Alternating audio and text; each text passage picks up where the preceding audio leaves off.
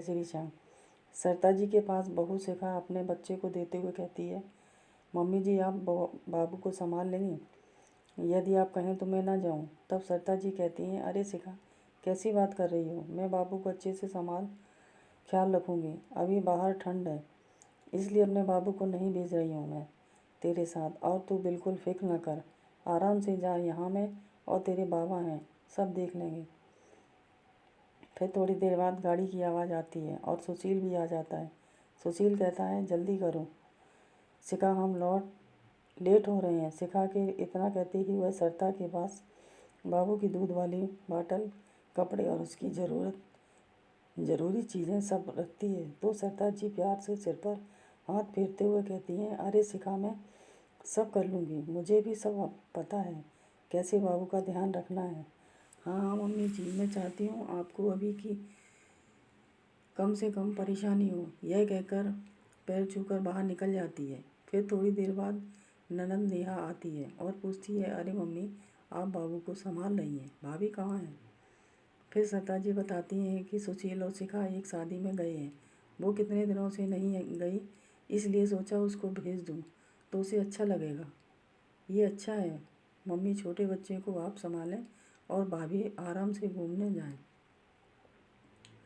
ये भी कोई बात हुई, तू कैसी बात कर रही है बेटा, अगर मैं अपने पोते को संभाल रही हूँ तो तुझे क्या दिक्कत है? तो ये सब क्यों सोच रही है? तुझे खुश होकर बाबू को मेरे साथ संभालना चाहिए और तू ये बातें करने बैठ गई। और सुना क्या हालचाल है? मम्मी मेरे यहाँ तो सब बढ़िया है, पर यहाँ मुझे कुछ सही नहीं लग रहा है। आप भाभी को बहुत छूट दे रही हो, देखना एक दिन सर पर नाचेगी। अरे तू कैसी वहकी बातें कर रही है?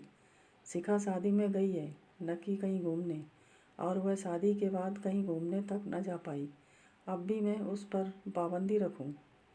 अगर तेरी सास तेरे साथ भी ऐसा करे तो तुझे अच्छा लगेगा? और 2 दिन की ही तो बात है, मैं संभाल लूँगी बाबू को। थोड़ी देर बाद एक फ़ोन आता है तो वे सुनार से बात करते हुए कहती हैं, हाँ हाँ भैया सेट तैयार हो तो भिजवा दीजिए। इतना सुनते ही फिर बेटी पूछती है, मम्मी क्या मंगा रही हो? तब उसकी माँ कहती है, मैंने एक गले का सेट बनवाया है, उसी की बात चल रही थी। अरे वो सुनार आज दे जाएगा? अच्छा मम्मी, किसके लिए हार बनवाया है? नेहा पूछती है। तब वो कहती है कि मैंने अपनी बेटी के लिए बनवाया। तो नेहा चेक कर कहती है कि मम्मी मेरे लिए अभी क्यों, आपने मेरे जन्मदिन पर डायमंड की रिंग तो दी थी। तब सरता जी कहती हैं, अरे तेरे लिए नहीं शिखा, कि मैरिज एनिवर्सरी आ रही है तो सोचा उसके लिए पहले से बनवा लूँ। फिर नेहा कहने लगती है, मम्मी आप तो भाभी को साड़ी भी गिफ्ट कर सकती थी, हार की क्या ज़रूरत? तब सरता जी कहती हैं, नेहा मैं साड़ी दे सकती थी, पर पहली मैरिज एनिवर्सरी है और तुझे डायमंड रिंग तो दे सकती हूँ, तो बहू को क्यों नहीं?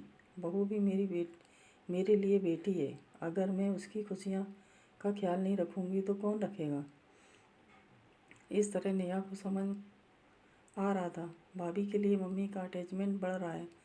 तब वह तुनक कर कहती है कि अब तो मम्मी भाभी ही प्यारी हो गई हैं, जो उसके लिए इतना सोच रही हो, बेटी की जगह भी ले ली, आखिर हो भी क्यों ना, आखिर बहू सेवा जो करती है। तब सरता जी भी डांटते हुए कहती हैं, अब बहुत हुआ नेहा, अब मैं शिखा के खिलाफ एक शब्द न सुनूंगी।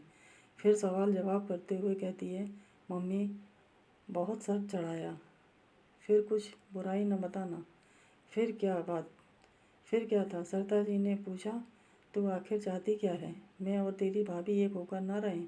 मैं दुखी रहूं और उसे दुखी करूं? बस तू जब भी आए मैं अपने दुख भरी कहानी का पिटारा खोलकर तेरे सामने बैठ जाऊं, तभी तुझे सुकून मिलेगा। तू नहीं चाहती क्या तेरी माँ और भाभी खुश रहें? क्या तेरे साथ भी ऐसा तेरी ननद तेरी सास को भड़काती है? नहीं माँ, मेरे साथ ऐसा नहीं होता। अगर तेरे साथ नहीं होता तो तू कैसे सोच सकती है बहू का दर्द? तुम क्यों नहीं समझती?